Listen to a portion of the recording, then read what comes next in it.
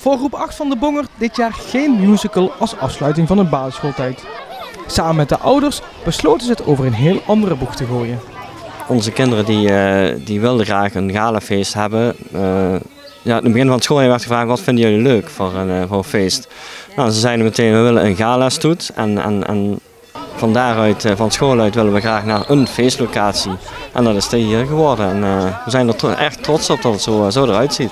Het is eigenlijk een beetje gestolen van de middelbare. Dus we dachten, ja, dit is ook gewoon leuk. Want de meesten hebben een musical, maar wij vonden dit gewoon leuk. Dus ja.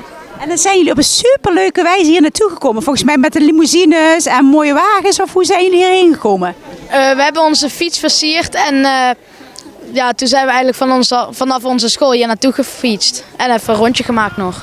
Wij als ouders, ze wilden inderdaad een limousine en ze wilden een Hummer en ze wilden zo groot mogelijk. Nou, wij als ouders hebben zoiets van, de kinderen is het leukst als ze met z'n allen tegelijk naar die locatie kunnen gaan. Dus we hebben ervoor gekozen uiteindelijk om met de fiets te gaan. Ze hebben zelf de fiets versierd vanmiddag. En ja, dat is echt een beetje de Bongert, hè, die zeer creatief en dat uitzicht nou in deze stoet van vanmiddag.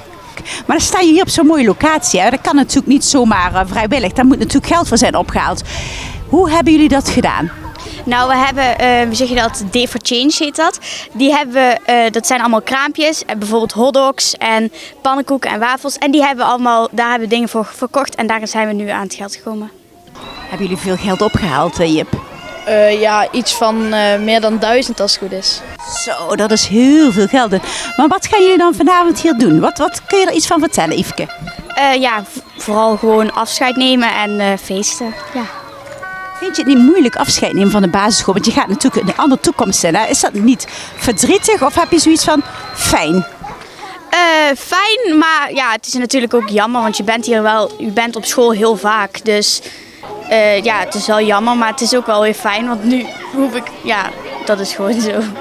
Waar iedereen van groep 8 een eigen weg op gaat, scheiden de wegen voor Jip en Yveske voorlopig nog niet. Ik ga wel naar Rijland, naar VWO. En jij, wat ga jij doen? Heb je al een idee?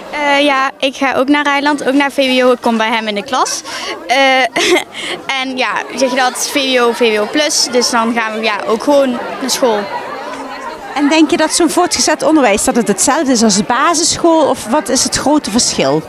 Nou, het is natuurlijk een grotere school, meer mensen en meer huiswerk en zo en andere lessen. Maar één ding hebben jullie al geleerd en dat is galafeestjes vieren, hè? Jazeker. Ik denk dat het gewoon nog een hele leuke avond wordt. Zo. En ook de leraren hadden nog een verrassing voor de schoolverlaters. Na 8 jaar is het klaar. Na 8 jaar is het klaar. Even eind aan de stress en ontwikkelproces. Veel geluk en succes.